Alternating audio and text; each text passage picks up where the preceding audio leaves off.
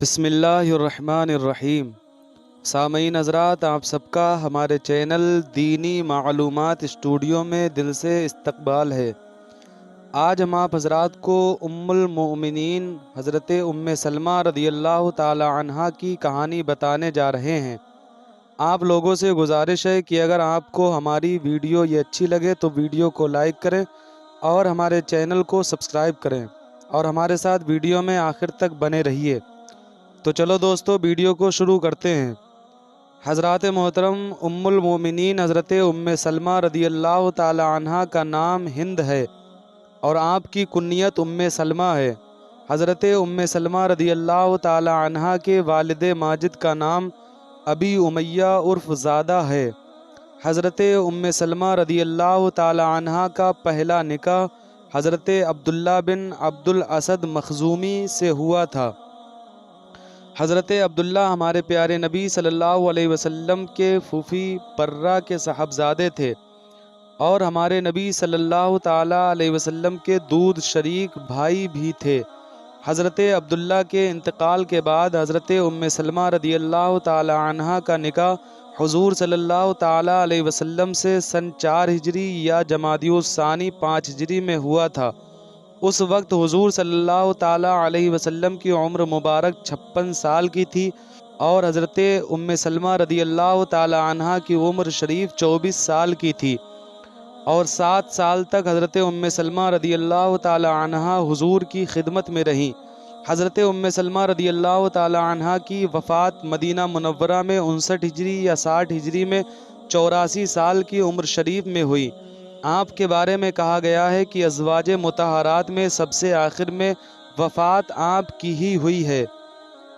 حضرت ام سلمہ رضی اللہ تعالی عنہا فرماتی ہیں کہ جب میرے خاوند حضرت ابو سلمہ نے مدینہ جانے کا پختہ ارادہ کر لیا تو انہوں نے میرے لیے اپنے اونٹ پر کجاوا باندھا، پھر مجھے اس پر سوار کرایا اور میرے بیٹے سلمہ بن ابی سلمہ کو میری گود میں میرے ساتھ بٹھا دیا، پھر وہ اپنے اونٹ کو آگے سے پکڑ کر مجھے لے چلے۔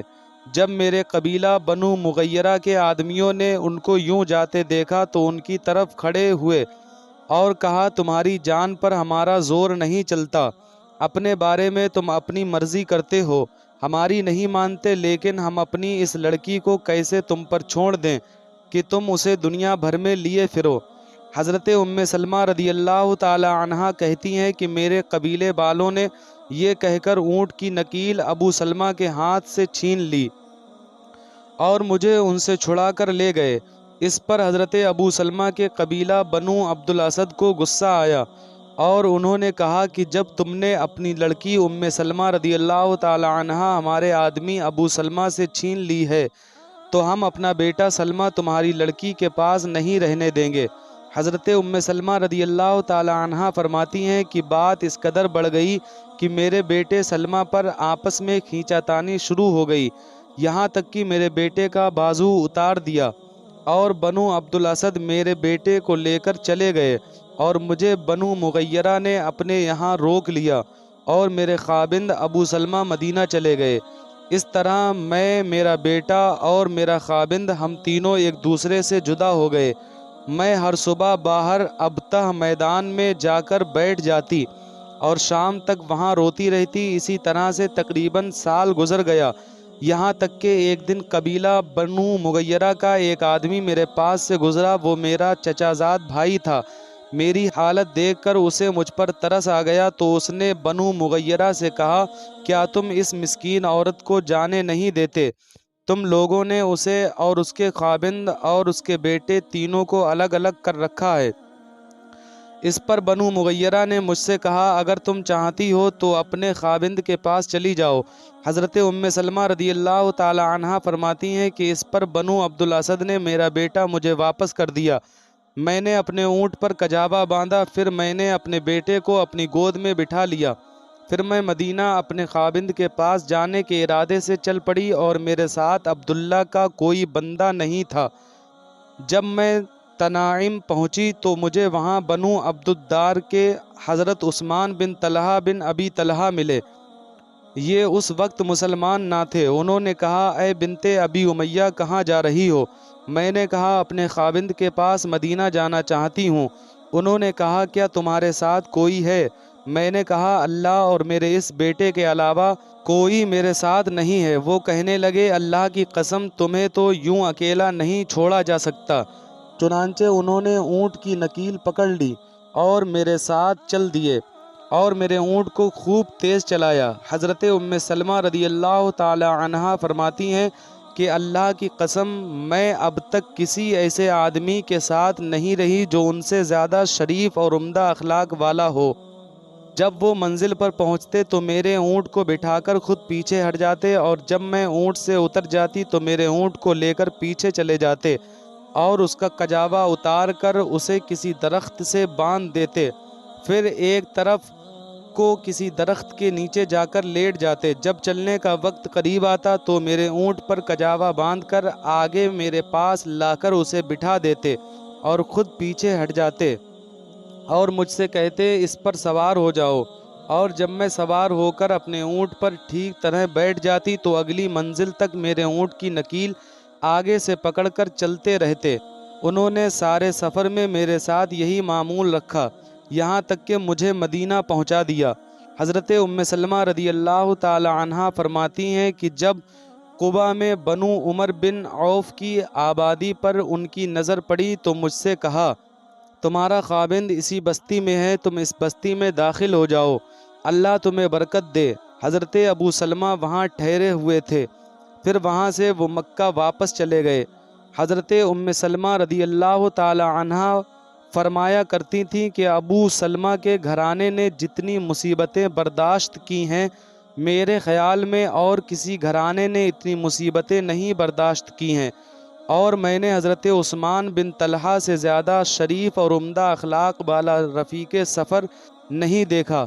حضرت ام سلمہ رضی اللہ تعالی عنہا فرماتی ہیں کہ ایک دن میرے خاوند حضرت ابو سلمہ حضور صلی اللہ تعالی علیہ وسلم کے پاس سے میرے پاس آئے اور انہوں نے کہا کہ میں نے حضور صلی اللہ تعالی علیہ وسلم سے ایک بات سنی ہے جس سے مجھے بہت زیادہ خوشی ہے۔ حضور صلی اللہ تعالی علیہ وسلم نے فرمایا کہ جب کسی مسلمان پر کوئی مصیبت آتی ہے اور وہ اس پر انا للہ پڑھے اور یہ دعا پڑھے اللہم اجرنی فی مصیبتی، اس کا ترجمہ یہ ہے کہ اے اللہ مجھے اس مصیبت پر اجر عطا فرما، تو اللہ تعالیٰ اس سے بہتر ضرور عطا فرماتا ہے۔ حضرت ام سلمہ رضی اللہ تعالی عنہا کہتی ہیں کہ میں نے ان کی اس بات کو یاد رکھا، چنانچہ حضرت ابو سلمہ کا انتقال ہوا تو میں نے انا للہ پڑھی اور یہ دعا پڑھی، تو دعا تو میں نے پڑھ لی، لیکن دل میں یہ خیال آتا رہا کہ ابو سلمہ سے بہتر مجھے کون مل سکتا ہے۔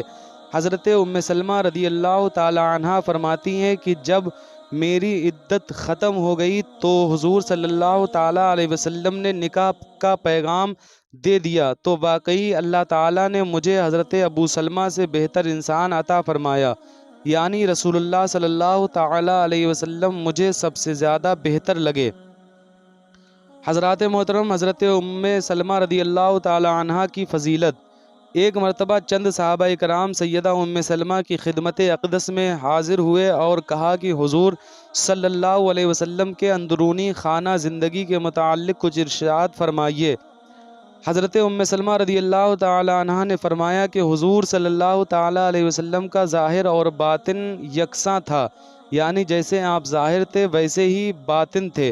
حضور اکرم صلی اللہ تعالی علیہ وسلم تشریف لائے تو آپ سے واقعہ بیان کیا۔ آپ نے فرمایا کہ تم نے بہت اچھا کہا۔ حضرت ام سلمہ رضی اللہ تعالی عنہا کی یہ کوشش ہوتی تھی کہ سوال کرنے والے کو پوری طرح تشفیع ہو جائے اور جواب میں کسی قسم کا ابہام نہ رہے، اس لیے صاف، واضح اور مفصل جواب دیتیں۔ ایک دفعہ آپ نے کسی شخص کو کوئی مسئلہ بتایا، وہ ان کے پاس سے اٹھ کر دوسری ازواج مطہرات کے پاس گیا، سب نے ایک ہی جواب دیا۔ واپس آ کر سیدہ ام سلمہ رضی اللہ تعالی عنہا کو یہ بات بتائی تو وہ بولیں ذرا ٹھہر جاؤ، میں تمہاری تشفیع کیے دیتی ہوں، میں نے رسول اللہ صلی اللہ تعالی علیہ وسلم سے اس زمن میں یہ حدیث سنی ہے۔ ایک دفعہ سیدہ ام سلمہ رضی اللہ تعالی عنہا نے حضور صلی اللہ تعالی علیہ وسلم سے پوچھا کہ یا رسول اللہ صلی اللہ علیہ وسلم کیا وجہ ہے کہ ہمارا قرآن میں ذکر نہیں؟ تو حضور صلی اللہ تعالی علیہ وسلم منبر پر تشریف لے گئے اور یہ آیت پڑھی، ان المسلمین والمسلمات والمؤمنین والمؤمنات، بے شک مسلمان مرد اور مسلمان عورتیں اور مومن مرد اور مومن عورتیں۔ حضرت عبداللہ ابن ام مکتوم قریش کے ایک معزز صحابی اور مسجد نبوی صلی اللہ علیہ وسلم کے مؤذن تھے۔ یہ نابینا تھے، اس وجہ سے ازواج مطہرات کے گھروں میں آیا کرتے تھے۔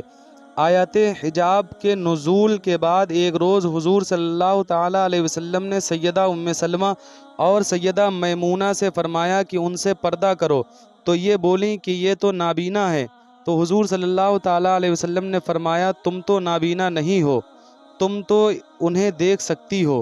حضرات، بعض روایات سے پتہ چلتا ہے کہ سیدہ ام سلمہ نہ صرف قرآن و سنت اور فقہ میں کامل دسترست رکھتی تھیں بلکہ علم اسرار سے بھی کافی آشنائی تھیں۔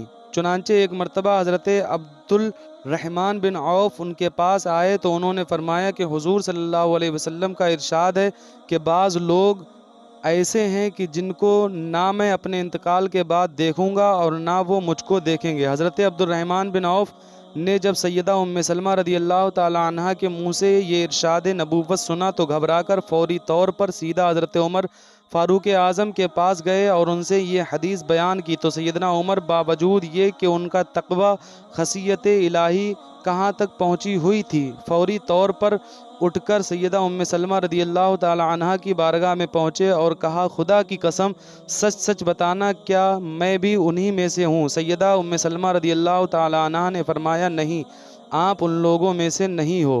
تو دوستو، آج کی ویڈیو بس یہیں تک تھی۔ امید کرتا ہوں آپ حضرات کو ہماری یہ ویڈیو ضرور پسند آئی ہوگی۔ اگر ویڈیو پسند آئی ہو تو ویڈیو کو لائک کریں اور ہمارے چینل دینی معلومات اسٹوڈیو کو ابھی سبسکرائب کریں۔ ملتے ہیں اگلی ویڈیو میں، تب تک کے لیے اللہ حافظ۔